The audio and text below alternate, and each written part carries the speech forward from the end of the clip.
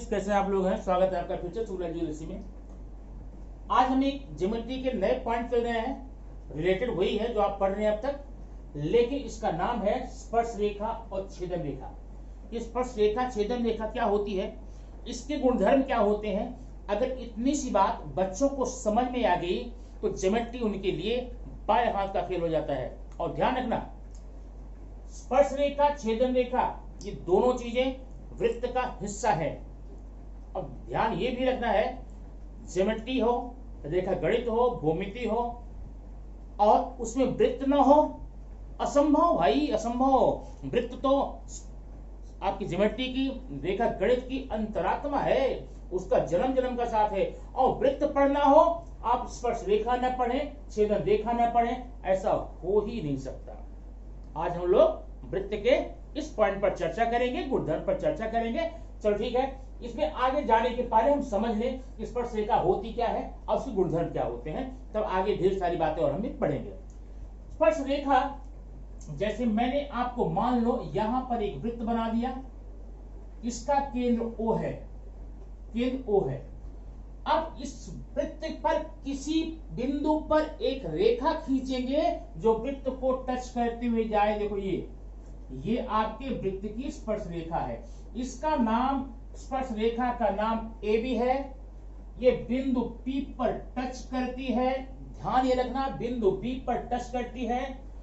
और अब अगर स्पर्श बिंदु और केंद्र को मिला दिया जाए, ध्यान रखना, स्पर्श बिंदु और केंद्र को मिला दिया जाए तो इनके बीच जो कोण बनेगा, जो एंगल बनेगा, वो 90 डिग्री का ही होगा, न उससे कम न उससे ज्यादा। अब ध्यान आपको ये रखना है, कभी भी इसमें का क्वेश्चन आपको आता है, आपके क्वेश्चन में ये नहीं दिया जाएगा कि 90 है, और आप में अगर कभी कभी क्या होता है, ऐसे निशान लगाते हैं 90 दिखाने के लिए, ये भी निशान यहां पर नहीं रहेगा। आप समझेंगे कैसे, आप सिंपल समझ लेंगे, स्पर्श रेखा और त्रिज्या के बीच, स्पर्श बिंदु और त्रिज्या के बीच बनने वाला कोण हमेशा 90 ही होता है। अब इसमें जो भी संक्रियाएं करनी होगी आप 90 डिग्री को लेकर के ही करेंगे। एग्जांपल देख लेते हैं। ये देखिए, ऐसा आपको त्रिभुज बन गया हुआ है, इसकी वैल्यू 8 है, इसकी वैल्यू 6 है। अब आपको OB का मान निकालना है, तो OB का मान निकालने के लिए आप ध्यान देंगे, ये मैं आपके लिए बना रहा हूं, क्वेश्चन नहीं रहेगा। ये 90 का हो गया, और ट्रायंगल OPB में 90 डिग्री के सामने का ये भुजा है, इसे हम हाइपोटेनस या कर्ण बोलते हैं। इसका वर्ग निकालने के लिए पाइथागोरस का उपयोग करेंगे, ये आप पढ़ चुके हैं। लेकिन पाइथागोरस का उपयोग हम कब करते हैं, जब हमको 90 डिग्री का ट्रायंगल दिया गया हो, ठीक है, ऐसे ट्रायंगल जिसका एक एंगल 90 का हो, और यहां पर 90 न तो आपके क्वेश्चन में मेंशन किया जाएगा और न तो ये सिंबल रहेगा, ये निशान नहीं रहेगा 90 का, फिर भी आपको समझना पड़ेगा कि स्पर्श रेखा और त्रिज्या के बीच बनने वाला कोण हमेशा 90 का ही होता है, और उसी के आधार पे इस सवाल को आप हल करेंगे। ठीक है, चलिए, अब ये स्पर्श रेखा की बात तो आप समझ गए। अब ये छेदन रेखा क्या होती है उसको हम देख लेते हैं। अब ये आपका एक वृत्त है, ध्यान देना। अब वृत्त में ये आपका केंद्र हो गया, हमने एक रेखा खींची, इसका नाम AB है, इसको हम जीवा बोलते हैं, कॉर्ड पढ़ चुके हैं, जीवा बोलते हैं। लेकिन अगर इसको हम पार करा दें, नैया, इसकी नैया पार करा दिया, जब नैया पार करा दिया तो इस रेखा को आप बोलेंगे छेदन रेखा, सेकेंड, क्या बोलेंगे, सेकेंड या छेदन रेखा।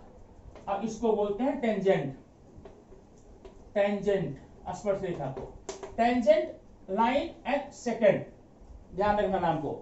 तो आप ये समझ गए स्पर्श रेखा और छेदन रेखा के बारे में जानकारियां। अब हम देखेंगे स्पर्श रेखा के गुणधर्म क्या क्या होते हैं। ध्यान से देखना, स्पर्श रेखा के गुणधर्म। पहला गुणधर्म तो आपने पढ़ ही लिया, कौन सा। अब ये अगर गुणधर्म आपको समझ में आ गए ना, तो आप क्वेश्चन आसानी से लगा सकते हैं। नहीं, गुणधर्म में पढ़ा रहा हूं आपको मैथमेटिक्स में, आप ऐसा नहीं सोचिए कि साइंस कहां से आ गया, गुणधर्म पढ़ने लगे हम लोग। भाई पढ़ना पड़ता है, ये पढ़ करके ही आप क्वेश्चन लगाएंगे। पहला गुणधर्म आपने क्या देखा, स्पर्श रेखा और त्रिज्या के बीच बना हुआ एंगल 90 का होता है, क्योंकि गुणधर्म आप नहीं जानते रहेंगे स्पर्श रेखा का, सवाल कैसे लगाएंगे भाई। ठीक, दूसरा गुणधर्म बड़ा इंपॉर्टेंट है, आप समझ ले तो बताता हूं। ये आपका एक वृत्त है, ठीक है, ये वृत्त है, इसका केंद्र O है, इस वृत्त के बाहर एक बिंदु दिया गया है P। ध्यान देना, वृत्त है, वृत्त का केंद्र O है, वृत्त के बाहर माने वृत्त के वाय भाग में एक दिया गया है बिंदु P, और P से खींची गई स्पर्श रेखा, ये देखो ये और यहां, ये जो स्पर्श रेखा खींची गई AP पर स्पर्श करती है, तो इस स्पर्श रेखा का नाम आप बोलेंगे AP और BP। AP और BP, ध्यान देना, एकदम ध्यान देना। ध्यान क्या देना है, वृत्त की बाह्य बिंदु से माने वृत्त के बाहरी बिंदु से खींची गई स्पर्श रेखाएं सर्वांगसम होती है। The tangent from the outer point of the circle are always congruent. माने अगर अब मैं आपको बता दूं कि ये जो स्पर्श रेखा AP है, इसकी वैल्यू 5 सेंटीमीटर है, आप बोल देना तब तो भैया BP भी 5 होगा। क्यों होगा, गुणधर्म है इसका, स्पर्श रेखाओं का गुणधर्म है। कौन सा गुणधर्म है, बाह्य बिंदु से खींची गई स्पर्श रेखाएं सर्वांगसम होती हैं। जितना मान आपका AP का होगा वही मान BP का हो जाएगा।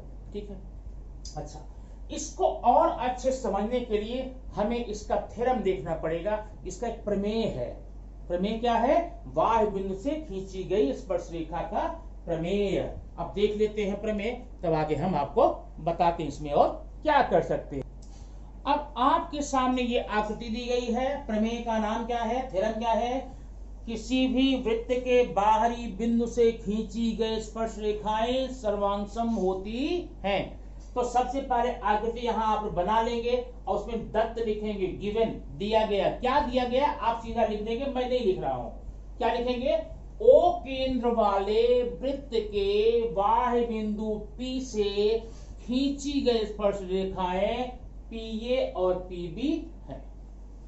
ये दिया गया, मैं दत्त लिखने में कोई दिक्कत नहीं, जो आपको सामने दिख रहा है वही लिख दीजिए, दत्त हो गया, गिवन हो गया। क्या दिया गया है, O केंद्र वाले वृत्त के बाह्य बिंदु P से खींची गई स्पर्श रेखाएं PB और PA है।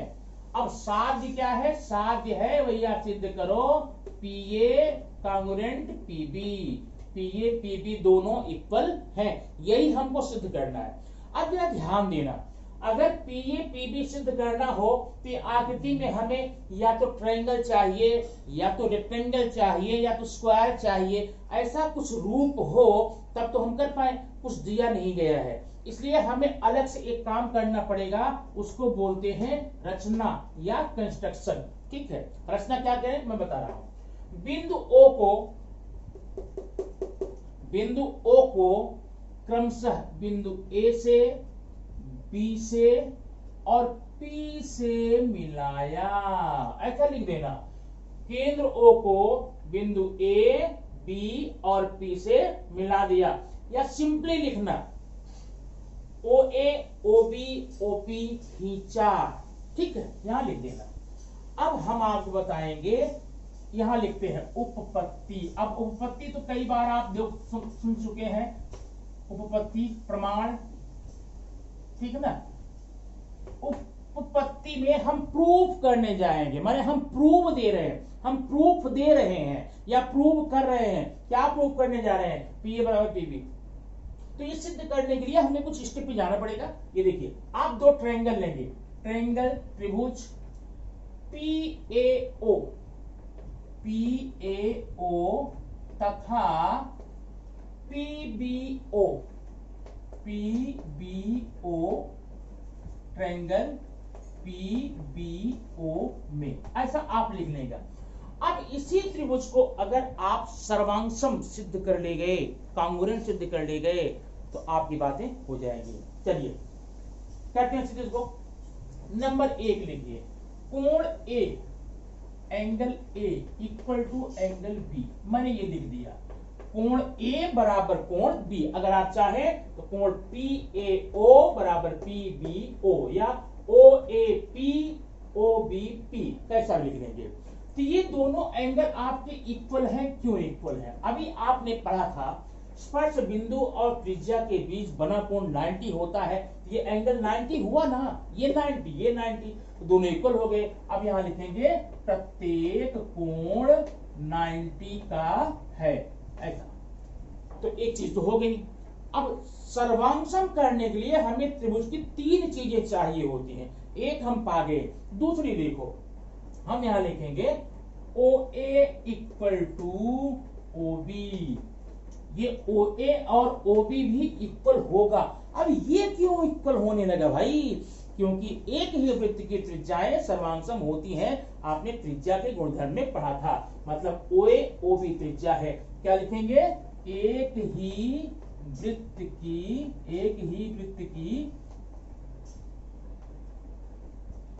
वृत्त की त्रिज्या यहां लिख लेंगे। चलिए दो चीज हो गई, अब एक और चाहिए।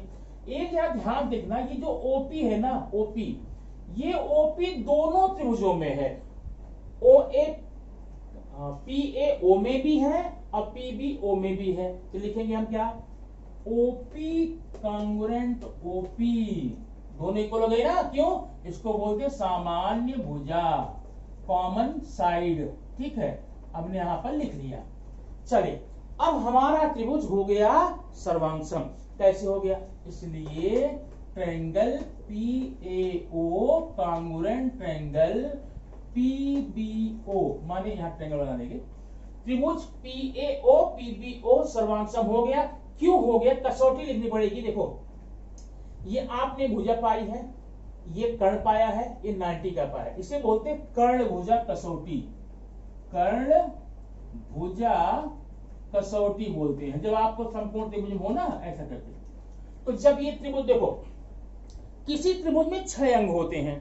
3 अंग हमने दिखा दिया यहाँ पे। कौन कौन 3 अंग दिखा दिया? एक कोण और 2 भुजा। बाकी बचे कितने? 2 कोण और 1 भुजा बची है। तो जो तीनों बचे हैं ना, वो भी इक्वल हो जाएंगे। याद रखना, जब किसी त्रिभुज में 3 अंग इक्वल हो जाएं, 6 अंग होते हैं, 3 भुजा 3 कोण, 3 अंग इक्वल हो जाएं, तो बाकी के जो 3 अंग बचे वो भी इक्वल हो जाते हैं। अब देखना, इसलिए क्या होगा? इसलिए हमें तीनों नहीं लिखना है, हमें क्या लिखना? इसलिए P A congruent P B. ठीक है, क्यों? सर्वांशम त्रिभुज की संगत भुजा, संगत भुजा। अब ये आपका सिद्ध हो गया। ध्यान दो, अगर कोई पूछता, कोई बोलता सिद्ध करो कि ये वाला कोण बराबर इसके, तो लिख देते ये वाला कोण, क्या नाम है इसका? बीपीओ, और इसका एपीओ, ये कोण भी बराबर है, यहां लिख देते। और आगे लिख देते सर्वांशम त्रिभुज के संगत कोण। ठीक है, लेकिन हमें वो नहीं करना है, हम नहीं करेंगे। अगर कोई बोलता सिद्ध करो कि ये वाला कोण बराबर इसके, मतलब कोण एओपी बराबर बीओपी, हम लिख देते और आगे लिख देते क्यों? सर्वांशम त्रिभुज के संगत कोण। इस प्रकार से आपका ये जो क्या है, स्पर्श रेखा बाहरी बिंदु में खींची हुई, ये आपने प्रूव कर लिया। ठीक है ना। अब जरा कुछ बातें और हमें इसमें करनी है, स्पर्श रेखा और छेदन रेखा दोनों को मिला जुला करके। आइए देखते हैं उसमें क्या है। अब आपके सामने यहाँ पर 3 आकृतियां दिखाई गई हैं। अब तीनों आकृतियों में क्या क्या गुणधर्म है, कौन सी चीजें हैं, हमको ये कंफर्म करना है। आकृति नंबर 1, अब ध्यान देना, यहां पर एक वृत्त है और वृत्त के अंदर जो रेखा AB और CD है, इसको क्या बोलते हैं पता है? जीवा बोलते हैं। क्या बोलते हैं? जीवा, कॉर्ड बोलते हैं। तो ये जीवाएं जब अंतःभाग में प्रतिच्छेदित करें, ऐसे क्वेश्चन आपको 2 नंबर के लिए आते हैं। ध्यान देना, इसके अगर मैं कथन को बताऊं तो बड़ा उलझने वाला है, ठीक है ना, लेकिन मैं यहां लिख बता रहा हूं, कंफर्म हो जाए। कथन क्या है? जब 2 जीवाएं किसी वृत्त में अंतः प्रतिच्छेदित करती हैं, तो उनके द्वारा बने हुए आयतों के क्षेत्रफल इक्वल होते हैं। ठीक है, अब उसका जान दो। अब ये रेखा जीवा AB ने CD को, CD ने AB को बिंदु O पर क्या किया, प्रतिच्छेदित किया। अब ध्यान देना, यहां AB के दो खंड हो गए, तो आप ये खंड ले लो AB इंटू दूसरा वाला खंड ले लो AO इंटू BO।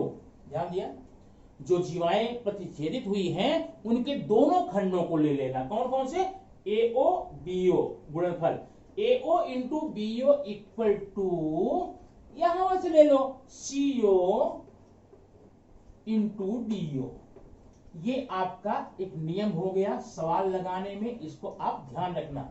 एक्चुअली ये है प्रमेय, थ्योरम है, लेकिन आपके सिलेबस में ये प्रमेय नहीं है, सिर्फ इसके उपयोजन हैं, इसके यूज हैं। तो यूज करने का तरीका है बता दिया। अब आपको क्वेश्चन आ जाएगा, चार खंड है, चार खंड में 3 का मान दिया जाएगा, एक मान निकालना होगा। ठीक है, याद रखना, जब दो जीवाएं एक दूसरे को अंतः प्रतिच्छेदित करें तो उनके खंडों का गुणनफल इक्वल होता है। मतलब AO गुणे BO, अगर आप चाहें तो BA गुणे AO कर लीजिए, AO गुणे BO बराबर CO गुणे DO।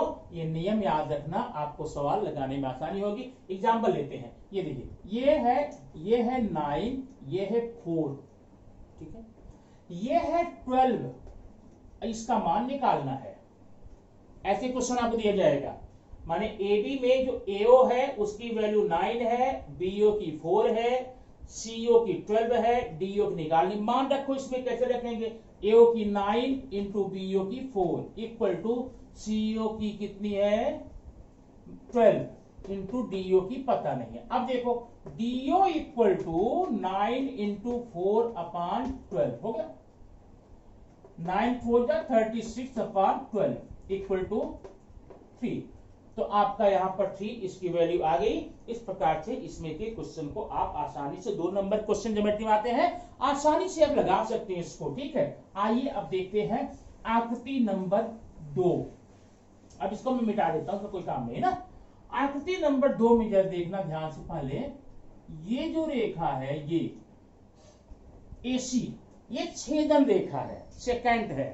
तो छेदन रेखा AC ने वृत्त को बिंदु B पर प्रतिच्छेदित किया है, और जो ऊपर आप लोग देख रहे हैं ये रेखा, ये स्पर्श रेखा है, टेंजेंट है। ठीक है, अगर ऐसी आकृति आपको मिलती है तो सूत्र देखो, आप स्पर्श रेखा का स्क्वायर कर लो, AP स्क्वायर इक्वल टू, ध्यान देना आगे, स्पर्श रेखा स्क्वायर कर लिए, नीचे आप पहले ये लेना जो बाहर है ये AB इंटू पूरा लेना AC, ये आपका हो जाएगा। अब उस नियम का नाम क्या है, स्पर्श रेखा छेदन रेखा प्रमेय। स्पर्श रेखा छेदन रेखा प्रमेय, जब आपके वृत्त में इस प्रकार से स्पर्श रेखा होती, छेदन रेखा होती है, तो आप स्पर्श रेखा का वर्ग यहां करके तो AB इंटू AC कर रहे हैं। ध्यान रखना, जब हम क्वेश्चन चलेंगे ये सारी बातें आपको वहां पर मिलेगी हल करने के लिए। ठीक है, अब ये हो गया नियम नंबर 2 हो गया। अब जरा हम तीसरा देख लें, तीसरे में क्या है। यहां देखिए, यहां पर 2 छेदन रेखाएं हैं, 2 छेदन रेखाएं हैं। तो अब क्या करेंगे, पहले लेंगे AB, याद रखना AB इंटू AC, पूरा AC equal to AB into AE। ये आप नियम लगा करके इसके संबंधित, अब आपको स्पर्श रेखा छेदन रेखा संबंधित कोई भी क्वेश्चन सिर्फ इतने नियमों में बंधा हुआ आएगा, जो कि आप आसानी से कर सकते हैं। तो ठीक है, अभी वीडियो में आपको देता हूं, आप सवाल लगाइए, हल कीजिए, कोई कमेंट कीजिए, कोई दिक्कत होती है, प्रॉब्लम होती है, कमेंट जरूर बताना। हाँ, इसका चैप्टर भी हम जल्द शुरू करने वाले हैं, क्योंकि अभी एक वीडियो में आपको वृत्त संबंधी और दूंगा, तो वृत्त संबंधी वीडियो हो जाने के बाद में इस चैप्टर में हम लोग चलेंगे। तब तक के लिए थैंक यू वेरी मच, फिर मिलेंगे नेक्स्ट वीडियो।